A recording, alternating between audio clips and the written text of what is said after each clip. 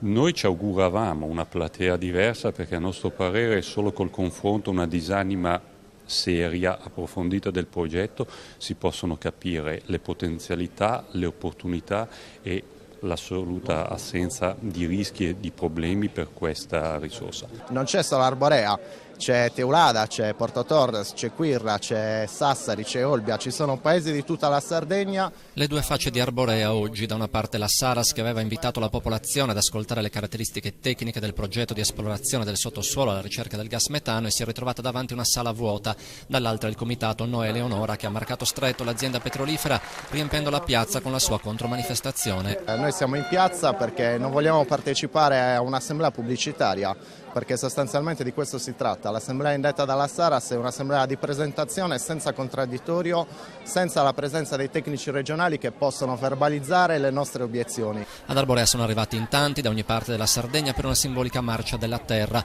Per solidarietà, per interesse di tutti i sardi, non solo delle persone che abitano ad Arborea. È una Sardegna che chiede di decidere per il proprio futuro. La Saras non sembra però intenzionata a fare marcia indietro, neppure di fronte a un'opposizione così ferma. Ci riesce difficile il concetto di rinunciare di fronte a una risorsa che potenzialmente dà sviluppo economico, sociale, anche industriale alla Sardegna.